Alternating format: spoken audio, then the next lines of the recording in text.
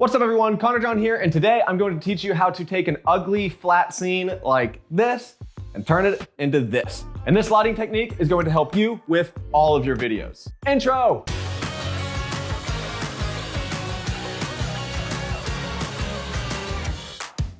So if someone were to say, hey Connor, what's the one thing that separates cinematic, captivating, dramatic, intense looking footage from dull, emotionless, boring footage? The answer is going to be the same every time. Expensive camera. The best lenses you can get, super fast, cine lenses, and you need a whole entire crew to... No, it's lighting. Now today we're going to be talking about the 3 lights that make the 3-point lighting setup, which you will hear of often. That's because it is a widely used lighting setup. It's pretty easy to achieve, and when it comes to lighting basics, the 3-point system is probably the first one you should learn. So those 3 lights are going to be your key light, your fill light, and your backlight, also known as a rim light or a hair light. Quick disclaimer. While this video is going to be focusing on faces and people, that doesn't mean that this 3-point lighting setup won't work for other types of videos like product, events, or weddings. So if that's what you want to do or focus on, keep watching because the 3-point lighting setup is widely used across all of videography or filmmaking or whatever you want to call it. Let's break these down, starting with the key light. This is going to be the primary light source of your 3-point lighting setup and is the most important light of that setup. The key light is going to show your audience where to focus by lighting it up properly and separate your subject from the background. Now, of course, it's great to have your own lights, but if you don't forget your key light can be any source of light, whether you're in a store and you're using their overhead lights, or you're by a window and you're using the sun, or outside. Your main source of light, regardless of what it is going to be your key light. Now, there are multiple ways to place your key light in different positions in order to achieve a certain look. One cool tip is that the more shadows you have and the more contrast you have on whatever you're lighting, the more dramatic it's going to look. So let's say you're going for a look where you don't want it to look dramatic and intense. A look like a commercial or a comedy or a cosmetic where you don't want to have hard shadows or anything like that, you'll want to go with flat lighting. That's when you're going to put the key light directly in front of your subject. It's going to evenly light them completely head on, leaving no shadows and thus less dramatic. On the flip side, we have split lighting. When you set up for split lighting, you're going to put your key light directly to the side of your subject. Now what this is going to do is light one side of your subject while leaving the other side completely in the shadows, thus splitting your subject in half, giving it the name split lighting. You will see this split lighting look a lot in sports or action or horror because it gives the audience member a very intense feeling of emotion. Now the sweet spot, in my opinion, is going to be Rembrandt lighting. Rembrandt. You know those words you say like too many times and it starts to sound weird? It's Rembrandt lighting. This setup is still going to favor one side of your subject while allowing light to spill a little bit on the other half, creating this triangle under the eye, right on the cheekbone, and you will see this style everywhere. To achieve the Rembrandt look, I often put my key light about 1 to 2 feet above where your subject is going to be, and about at a 45-degree angle. This is what our eyes are naturally used to seeing coming from, say, the sun, and it's going to cast those shadows from your nose in a perfect triangle under the eye. This is still going to give you a very cinematic and dramatic feel without being overly intense. So if you use split lighting or Rembrandt lighting or anything besides flat lighting, you're going to be creating shadows, which is what we're going for. But if you only use your key light, those shadows might be a little too harsh, which is where our fill light comes into play. As you can see in this setup, I have my key light right here, and this fill light is helping combat those shadows so it doesn't look overly intense or dramatic since this is a YouTube tutorial.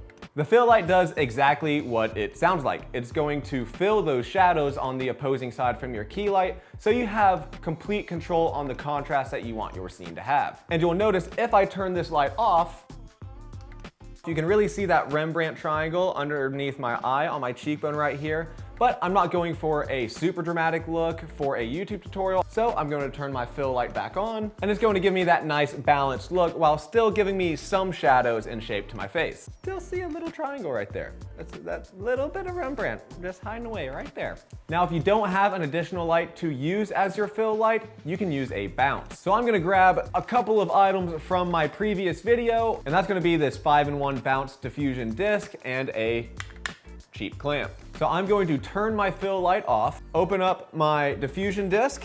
I'm going to place this on the opposite side of my key light and bounce that light, as you can see, on the side of my face here, and that's going to still give me a nice fill. Now, of course, with this 5-in-1, you can use the gold side or the white side for the softer fill, and you grab yourself a clamp, you clamp it to your light stand or a tree or whatever you need, and then you position it up and down, and you can get that nice bounce as your fill light. So you have your key light lighting up your subject. You have your fill light for fine-tuning those shadows and the contrast. But what's one more thing you can do to really make your scene just pop? The backlight. This is also called a rim light or a hair light because it creates a rim of light around your subject, almost like a halo effect, and it also does a good job lighting up the hair from a different angle, giving your subject more shape. While typically it's only a small sliver of light, your audience may not consciously know that it's there. The effect of this light really creates depth in your scene, shapes your object, and it makes your object or subject pop out from that background. This light will be placed behind your subject, but it might be placed directly behind, it might be placed at an angle. It really depends for the artistic look that you are going for and trying to keep it out of your shot. As you can see with this shot, I have it placed about 2 feet above my head and to the right of me. And the reason I placed it there was so it can complement my little wax melter light that I have right here. Without this wax melter, there's no reason for me to have this light right here. It doesn't really make sense. If you just introduce a practical, it gives the audience a reason for that light to exist, thus making your scene look a little more cinematic. Now there is so much more to learn about light, from modifiers like soft boxes and the octagon boxes to the honeycomb attachments, when to use hard light, when to use soft light, color temperatures, and this isn't an every scene lighting setup. But starting off with lighting, the 3-point lighting system will not let you down. So play around with this, move the lights around, try to convey a certain emotion just by using your lights. You may want to only use a backlight. You may want to use your key light and no fill. The possibilities are endless. So I challenge you to watch some of your favorite movies or shows and try to guess the lighting setup they have for certain scenes. If you're watching a scene and you go like, wow, this is just really captivating and has caught my attention, pause it. Try to see where the lights are coming from. Where are the shadows going? You know there's going to be a light on the opposite side. Do they have that rim light or a hair light? Not only is it going to make you better by seeing what the professionals do, but it's kind of fun to do and gives you a reason to watch TV. You're studying. Oh, and leave your favorite TV shows and movies in the comments below, because I am dying for some more stuff to watch during this quarantine since I finished my shows like Ozark and Game of Thrones and Chernobyl. If you want a good lighting one, whew, Chernobyl, best docuseries ever done. Thank you guys so much for watching. It really means a lot to me. I hope you learned something. If you liked this video, hit that like button, subscribe for future videos, and tap that bell for weekly notifications of new videos. Now get to practicing, and I will see you right back here next week. Peace. Hey Connor, what's the one thing?